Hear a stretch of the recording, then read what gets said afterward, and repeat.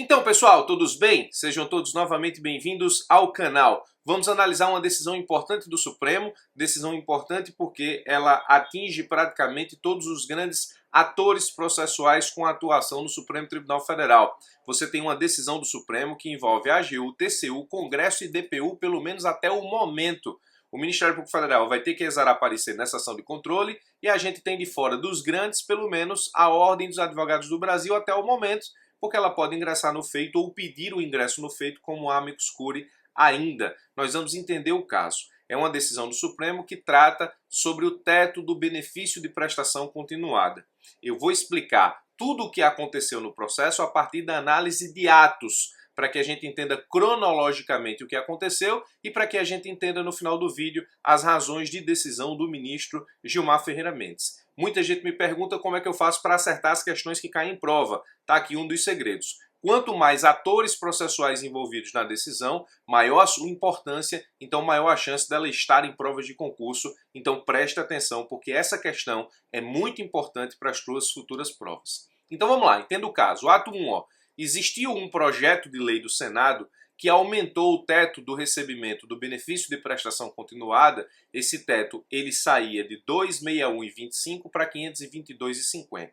Entenda que não houve um aumento do benefício em si, mas no momento em que eu aumento o teto de atuação do benefício, ou seja, o teto familiar para que as pessoas tenham direito ao recebimento do benefício, no momento em que eu aumento o teto, eu aumento o número de pessoas capacitadas ao recebimento do benefício. Então o gasto do poder público aumentaria com isso em 20 bilhões de reais com o benefício de prestação continuada.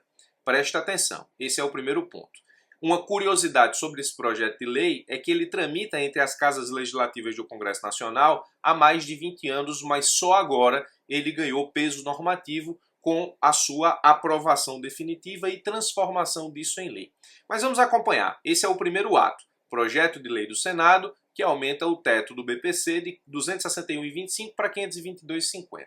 E o gasto com isso, adicional, 20 bilhões de reais. Ato 2. O presidente da República foi lá e vetou a alteração, ele vetou o aumento do teto. E a justificativa do veto foi essa aqui, preste atenção porque isso é importante. A propositura legislativa, ao elevar o limite de renda familiar per capita para fins de concessão do benefício de prestação continuada de 1/4 do salário mínimo, cria despesas obrigatórias ao Poder Executivo sem que se tenha indicado a respectiva fonte de custeio. Preste atenção nisso, ó. Sem que se tenha indicado a respectiva fonte de custeio. Ausentes ainda os demonstrativos dos respectivos impactos orçamentários e financeiros, violando assim as regras do artigo 113 do ADCT, bem como dos artigos 16 e 17 da Lei de Responsabilidade Fiscal e ainda o artigo 114 da Lei de Diretrizes Orçamentárias para 2019, Lei 13.707 de 2018. O artigo 195 da Constituição Federal, ele é o mais importante nessa análise, a princípio diz o seguinte: nenhum benefício ou serviço da Seguridade Social poderá ser criado, majorado ou estendido sem a correspondente fonte de custeio total. Tá aqui, essa é a principal razão pela qual o presidente da República vetou o aumento do teto do BPC de 200 e pouco para 500 e pouco. O Senado foi lá, esse é o ato 3, derrubou o veto do presidente da República. O ato 4, envolvendo o Tribunal de Contas, o ministro Bruno Dantas, do TCU, determinou em 13 de março de 2020 a suspensão da ampliação do benefício de prestação continuada. Não é um aumento do benefício em si, é uma ampliação do número de pessoas que têm direito ao benefício a partir do aumento do teto. Espero que você tenha entendido isso. Estabelecida pelo Congresso Nacional, mas que a medida foi suspensa pelo Tribunal de Contas no julgamento de 18 de março de 2020, quando se conferiu o prazo de 10 dias para o ministro da Economia encaminhar plano de ação para apresentar as medidas necessárias à implantação da ampliação ao acesso ao benefício de assistência social voltado para idosos, pessoas com deficiência e de baixa renda. Então, o ministro do TCU, Bruno Dantas, chegou a suspender a ampliação do benefício, mas o TCU, pelo colegiado, entendeu diferente. Esse é o ato 4. O ato 5, a AGU foi lá e ajuizou uma arguição de descumprimento de preceito fundamental no Supremo Tribunal Federal. Você pode perguntar, professor, por que a DPF, então, se eu sei que existe lei tratando dessa alteração? Porque no momento em que a AGU ela ajuizou a ADPF no Supremo, não existia lei. A AGU acionou o controle direto de constitucionalidade contra a derrubada do veto. A derrubada do veto, até aquele momento, é ato do poder público que viola, no entender da AGU, o preceito fundamental. Por isso a ADPF. Inclusive o ministro Gilmar Ferreira Mendes converteu a ADPF em ADI a pedido da AGU depois da publicação da lei. Muito bem, essa pergunta aqui eu sei que os senhores e senhoras fariam. Por que a ADPF? Porque naquele momento a AGU estava entrando no Supremo Tribunal Federal com ação de controle direto de constitucionalidade apenas para questionar o ato do poder público que era a derrubada do veto. Essa ADPF foi transformada em ADI. Ato 5. A DPU pediu ingresso no feito como amicus curiae. Preste atenção que aqui envolve todo mundo, ó. Envolve AGU, envolve TCU, envolve Congresso Nacional e envolve DPU. O ministro Gilmar Ferreira Mendes pediu explicações ao Congresso Nacional que disse o seguinte: preste atenção aos argumentos do Congresso Nacional em contraposição às razões do veto que nós já vimos. O Congresso disse: os benefícios criados diretamente pela Constituição têm aplicabilidade imediata, não estando subordinado à exigência da identificação da fonte de custeio total. A atualização do benefício promovida pela lei atacada significa ampliação do princípio da vedação do retrocesso em sua dimensão material. E o terceiro argumento, o postulante pretende, no caso, o presidente da República, por meio da AGU no Supremo, com esta ADPF, alterar a decisão prevalecente no Congresso Nacional, transformando o Supremo Tribunal Federal em instância revisora de um processo decisório eminentemente político, ainda que também jurídico. Esses três argumentos do Congresso Nacional na ADPF são muito interessantes. O Congresso diz que os benefícios criados pela Constituição de forma direta têm aplicabilidade imediata, então não se subordinam, nesse caso, a nenhum tipo de restrição infraconstitucional, ou, nesse caso, não se subordinam a nenhum tipo de ato consequente, tem aplicabilidade imediata. Diz ainda que a atualização do benefício é, na verdade, a aplicação do princípio da vedação de retrocesso social e que o Supremo Tribunal Federal não pode se substituir ao Congresso Nacional, eis que se trata de uma decisão política, ainda que também tenha um processamento jurídico. Aí veio a conversão da ADPF em ADI, já expliquei, justamente por conta da superveniência da Lei 13.982. Os argumentos principais da ADI são os mesmos da ADPF: aumento de despesa sem indicação da respectiva fonte de custeio, artigo 195, parágrafo 5º, e omissão quanto ao respectivo impacto orçamentário e financeiro, artigo 113 do ADCT. Nós vamos ver esse 113 daqui a pouco.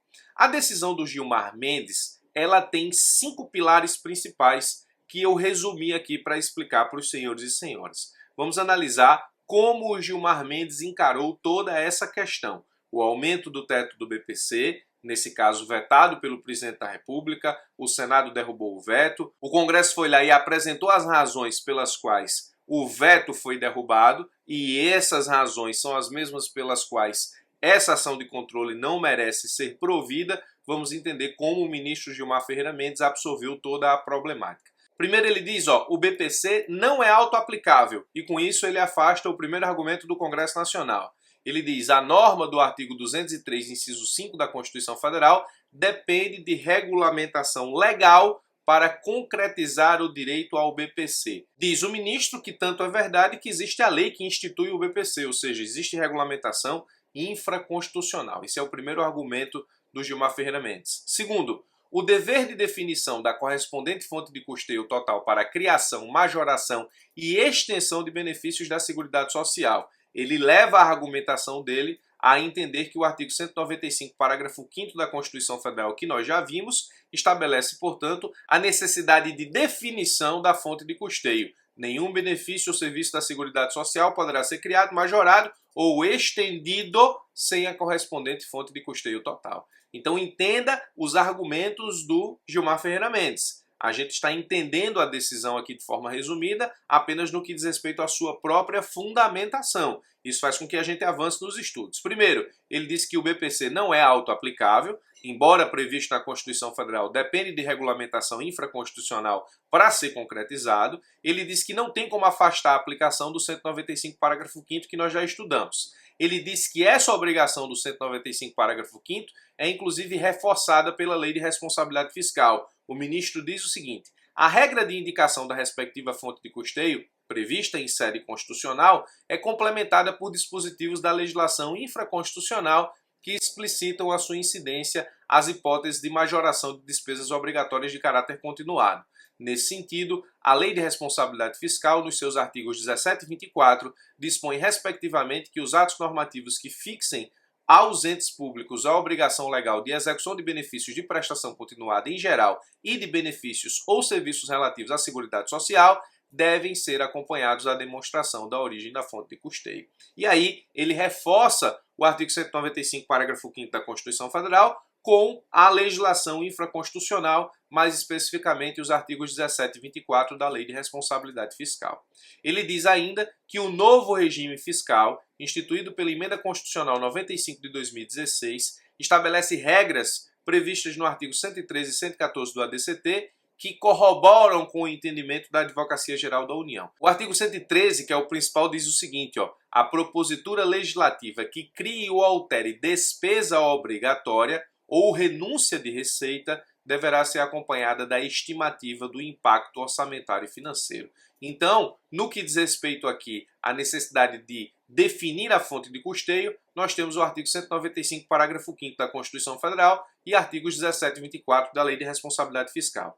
No que diz respeito à estimativa do impacto orçamentário e financeiro, nós temos o artigo 113 do ato das disposições constitucionais transitórias, acrescentado justamente pela Emenda Constitucional 95 de 2016. O ministro também analisou os reflexos do aumento do gasto público em razão da situação vivenciada no combate ao Covid-19. Para isso, escutou especialistas, inclusive economistas, e disse na decisão: como destacado pelo economista, a expansão do BPC nos termos propostos implicará custo de 20 bilhões por ano aos cofres públicos, em um juízo comparativo com outras medidas temporárias e limitadas de contenção da crise. A ampliação permanente do BPC teria o condão de exponencializar a projeção da dívida pública nacional nos próximos anos. Então o Covid também entrou aqui como fundamentação.